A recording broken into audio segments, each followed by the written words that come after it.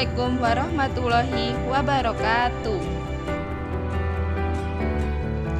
Perkenalkan, nama Anissa Wardani, MPM 1811054, Dea Arianti, MPM 1811078, Hamidah Fatmasari, MPM 1811076, Nora Oktaviani, MPM 1811087, Lucy Putriani, MPM 1811070.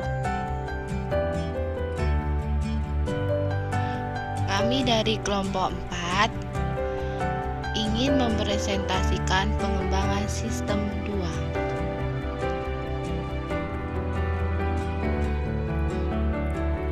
Satu, alat-alat pengembangan sistem. Pendekatan sistem dan berbagai siklus hidup pengembangan sistem adalah metodologi cara yang direkomendasikan dalam memecahkan masalah sistem. Metodologi memandu para pengembang sistem ketika mereka membuat sistem.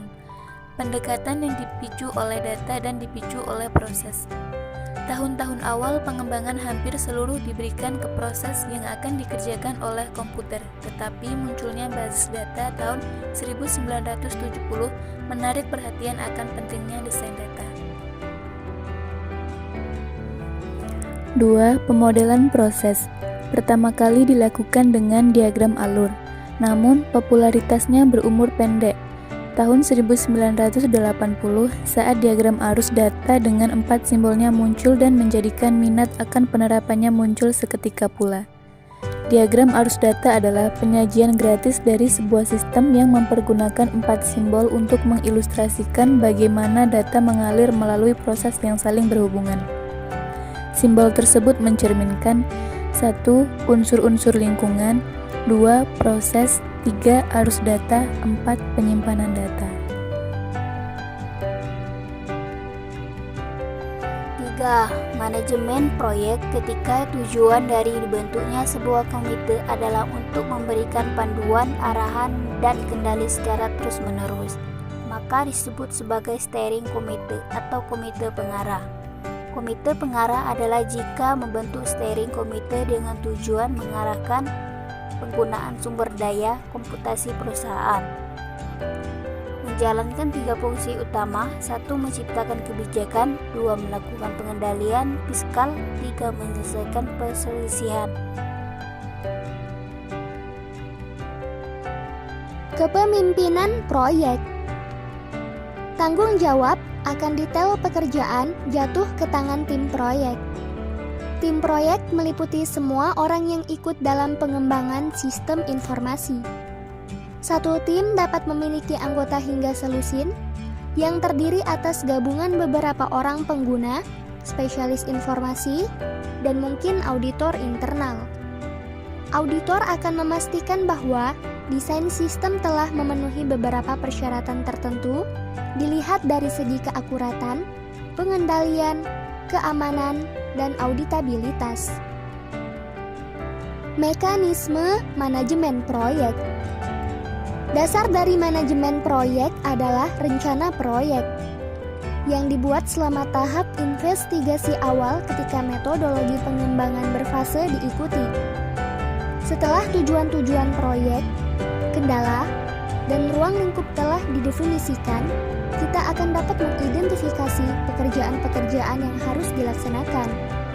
Rencana ini pertama-tama dirancang dalam bentuk umum dan selanjutnya dibuat menjadi lebih spesifik. Selanjutnya, dukungan web bagi manajemen proyek.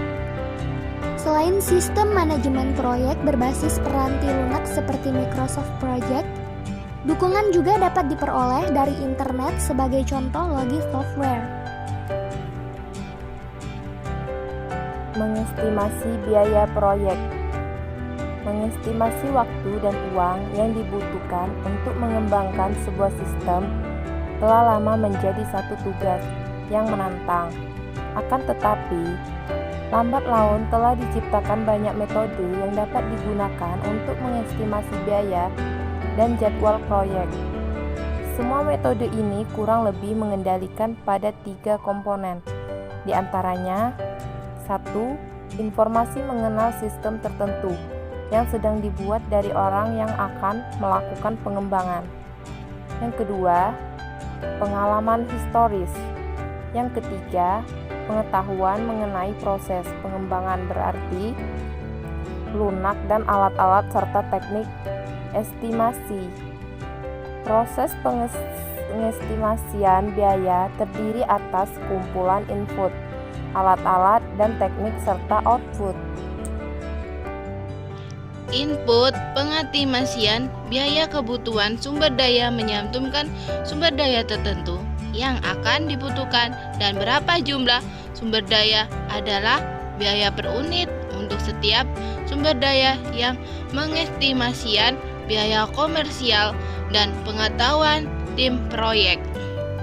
Alat-alat dan teknik estimasi biaya, estimasi analogis menggunakan biaya aktual proyek serupa yang telah dilakukan sebagai dasar untuk memproyeksikan biaya. Output pengestimasian biaya, estimasi biaya dibuat untuk seluruh sumber daya yang dibebankan ke proyek dalam unit-unit keuangan yang berlaku seperti dolar atau euro. Berikut ini contoh penjelasan dari video materi kami. Pengertian revolusi industri 4. Secara singkat, pengertian revolusi industri 4 adalah tren di dunia industri yang menggabungkan teknologi otomatisasi dengan teknologi cyber. Revolusi industri 4 terdapat banyak inovasi baru di industri, di antaranya Internet of Things atau IoT, Big Data, percetakan 3D, kendaraan tanpa pengemudi, kecerdasan buatan atau artificial intelligence, rekayasa genetika, robot dan mesin pintar.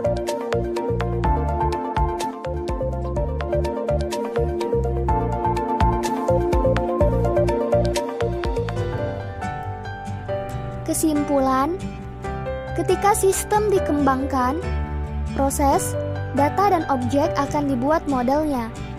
Alat pemodelan proses yang populer adalah pembuatan diagram arus data. Pengembangan sistem informasi yang dilakukan oleh perusahaan kemudian akan dikelola oleh suatu hierarchy manager yang terdiri dari komite eksekutif, steering committee, dan seorang manajer proyek untuk setiap tim pengembang. Sebelum proyek dijalankan, terlebih dahulu manajemen meminta agar biaya proyek diestimasi agar biaya dapat dikelola selama proyek berlangsung. Sekian dan terima kasih, semoga bermanfaat. Wassalamualaikum warahmatullahi wabarakatuh.